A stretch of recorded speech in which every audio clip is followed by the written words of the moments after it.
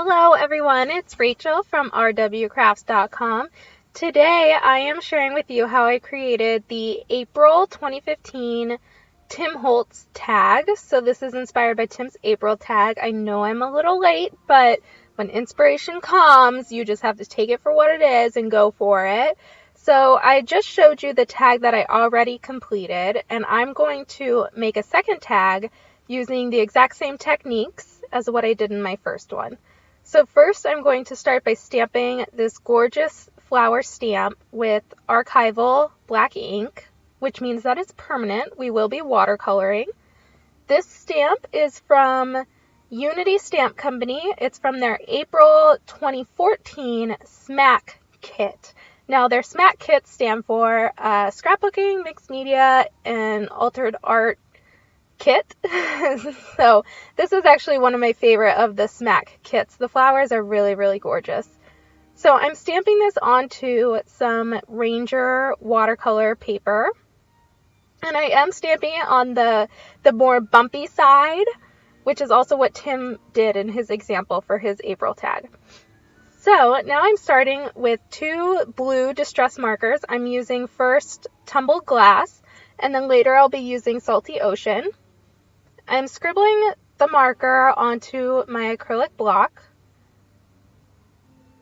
and you just see that I sprayed liberally some water all over the tag. This will help the ink to blend better and to just kind of spread out in all the little nooks a little better. So you can see first I'm starting with the Tumbled Glass, which is the lighter color. And I'm using a water brush to make this easier.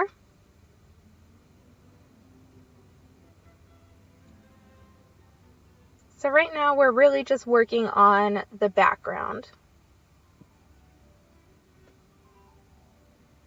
So here is my Salty Ocean.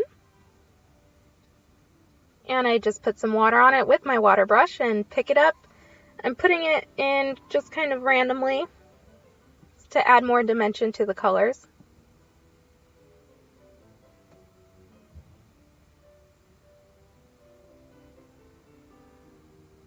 And make sure that it is completely dry before you move on to your next step, which will be coloring the petals.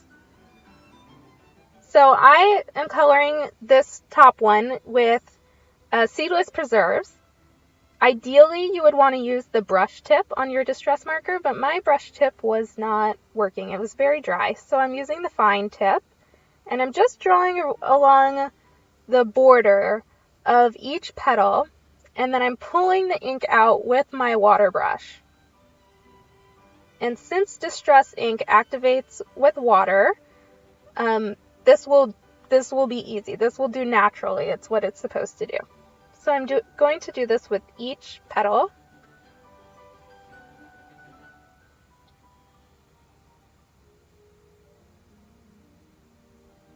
So again, I'm coloring along the border of the petal, and then I'm pulling the color into the middle with my water brush pen.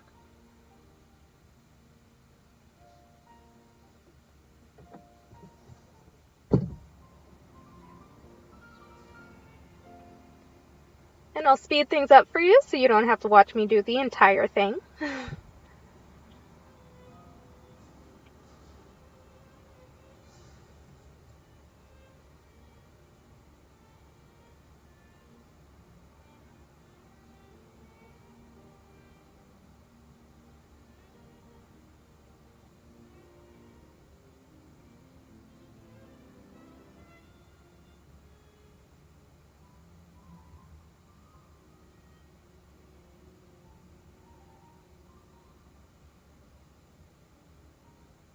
So you can see I'm going back in and adding some more color where I want the petals to be a little darker, like on the bottom of the flower.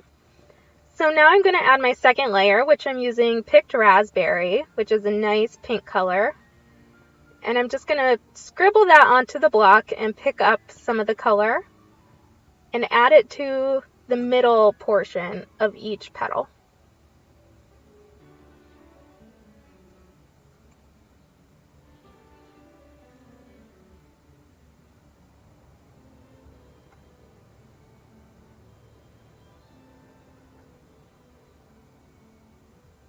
So now I'm moving on to the second flower, and I'm starting my layer with picked raspberry instead of the deeper purple. So this one's going to be a little lighter color. And you can see, since I'm using the brush tip, more color comes out at a time. And this will also help the ink stay wetter for a longer amount of time. So I can do more than just one individual petal. So now that I've done those, I'm going to go back in again with my water brush and pull the color into the middle of each petal.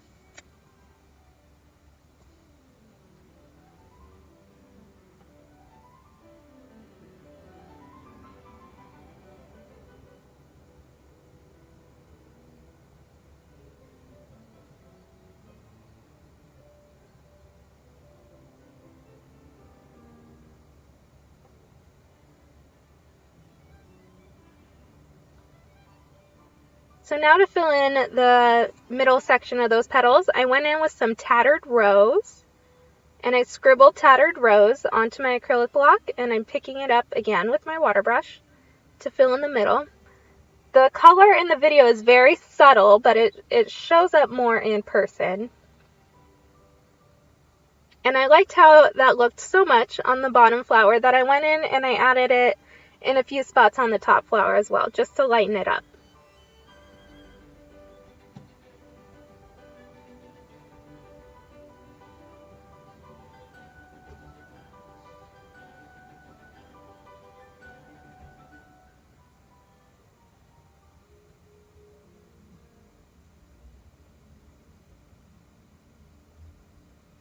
Okay, now it's time for the flower stems. So I'm doing the same idea where I'm coloring along the border of the stem. This time I'm using Mowed Lawn. It's a nice green color. And now I'm pulling the color in with the water brush.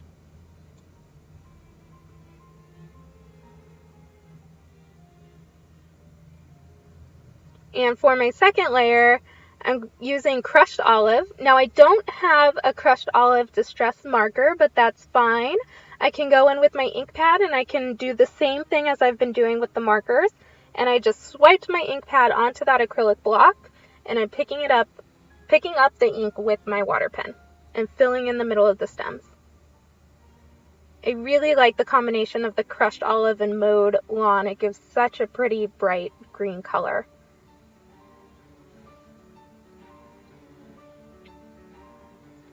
So now you see I wiped on some black soot distress ink onto my acrylic block, and I really want this to be more of a gray. I do not own a pumice stone distress ink, which would be ideal, but if you don't, that's fine. You can just dilute the gray ink a lot, you can see, until I get more of a gray color. So here I'm adding some of the drop shadow along the bottoms of my flowers. And there are some parts where I thought maybe it got a little too dark. So in between the shot that you just saw, I went through and I added a little bit more of the salty ocean to kind of make it more blue again. So now I'm going to add the little black splatters. Tim Holtz on his tag used one of the distress marker spritzers. I do not have one of those, but this is an easy way to create the same effect. So I put a lot of water onto my brush, and you pick up the black ink or the black soot, and then you just tap your water brush all over the page or your tag, and you create the same splatter effect as he did with his marker spritzer. And again, you make sure it's completely dry. Make sure everything's dry in between each layer that you do before you move on. So now we're going to create the base of the tag. I am starting with some Nina Desert Storm craft colored cardstock. I have already die cut this tag. I used the Tim Holtz Sizzix tag die. And now I'm using a tonic paper edge distresser. This is also by Ranger.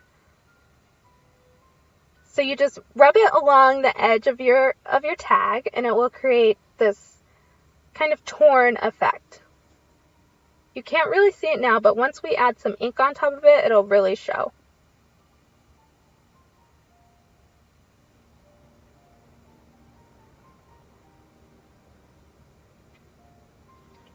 So now I'm going in and I'm inking the edges with some frayed burlap and my ink blending tool.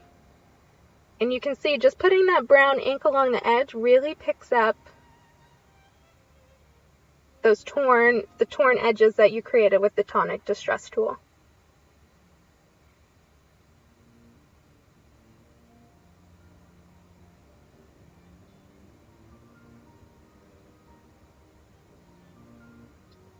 So now comes the most difficult part of the tag because it requires a ruler. It doesn't really require much measurement, but you do need to pull out your ruler.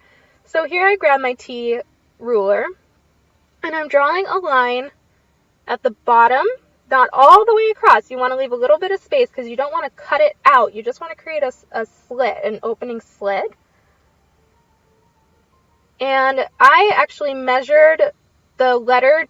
You're going to be adding letter die cuts here. So I measured my letter dies and they are about 1 1/4 inch tall. So I'm creating my opening to be about 1.5 inches so that the letter dies that you're placing in here will still have a little bit of a border on the top and the bottom.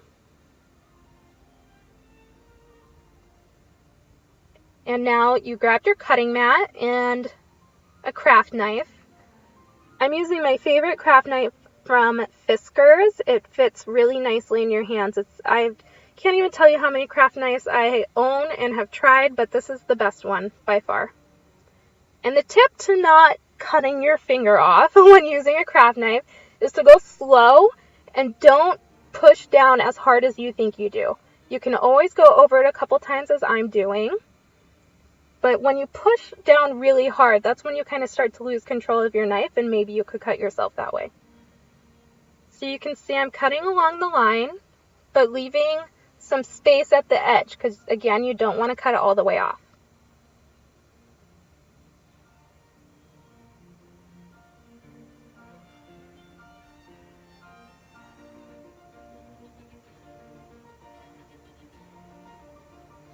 And there's my opening, where we'll be putting some of our die cut letters.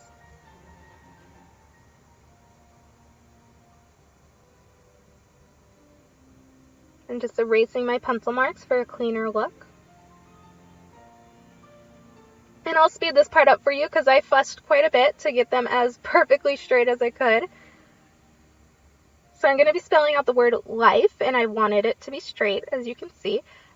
These letters are actually from Paper Tray ink. They are the headline alphabet dies.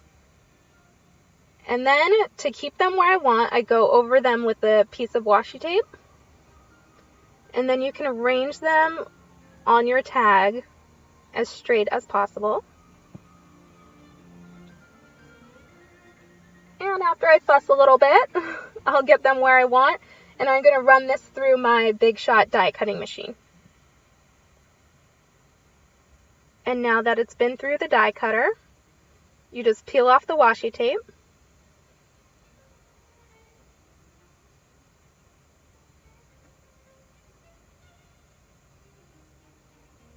And there is your opening. You can add whatever word you want here. I tried to go for a shorter word so that there was some space on the left-hand side. I like that space there. And I die cut the word happy out of black cardstock. This is also a Paper Tray ink die cut, and I'll have the links for all of these below. So you want to be able to slide your watercolor tag down in between the little slits that you created. I could tell at first that my watercolor strip was a little too wide, so I just had to trim off about 1/8 of an inch off one of the edges, and now it can slide in. So now that I see it fits how I want it to, I'm going to add some collage glue stick to the back. And I'm also putting it on the back of those letters because I don't want them to pop up so much. So now everything will be glued down nice and flat.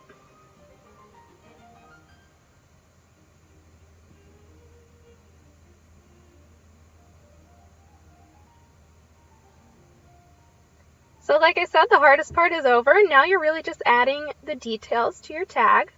I'm using my Xyron sticker maker to put the happy die cut through. And you always want to make sure that you score around the edges or press hard with your fingers around the edges of after you use the sticker maker so that you don't get a bunch of sticky hanging out the sides.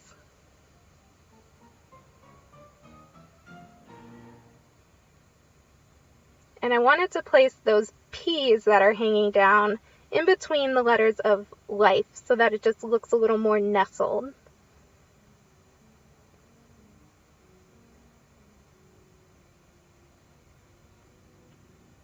So now that I've done that, I'm coloring the ribbon. This is crinkle ribbon from Ranger. And I'm using Salty Ocean and Peacock Feathers. I love these colors together. And I'm just coloring it directly onto the ribbon and then spraying it with a lot of water. And you can see how almost instantly those colors blended together. And then you need to blast it with your heat tool until it's completely dry, and it will remain, see that crinkle look that it gets? Once it's dry, it will keep that look. I'm just tying a knot through the top of the tag.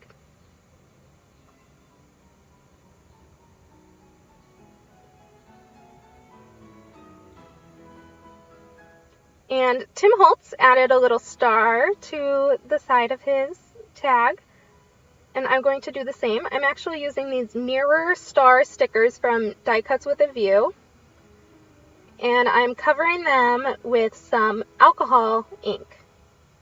These are Adirondack alcohol inks. I just bought a pack, I believe it's the Earth Tone pack. You can really use any color that you want.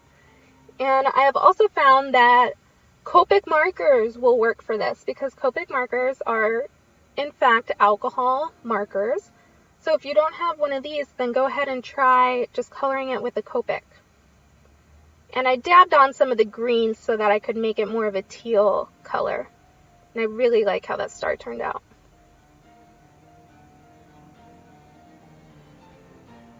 And that's where it will go. But before I add that, I went through and I ran it through my sewing machine off camera. You can't see much in the video again, but I did go through and I sewed along the border of the watercolor portion with some shiny gold thread.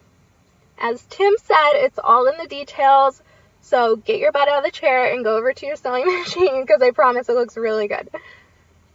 So I just glued on that star with some Tombow Mono Multi Glue, and I'll let that dry. And while it's drying, I'm going in with my Wink of Stella clear glitter brush pen, and I'm coloring over the happy and the life. And just to make it stand out a little more, I'm adding a very thin layer of glossy accents to the word happy. And once that dries, it will really have a nice sheen to it, especially with the glitter underneath. So here are my two tags for Tim's April tag. I hope you enjoyed watching them, and I hope I've inspired you to grab whatever supplies you have on hand to create your tags. All the supplies I've used will be listed in the description below, and check my blog for more up-close photos and details. Thanks!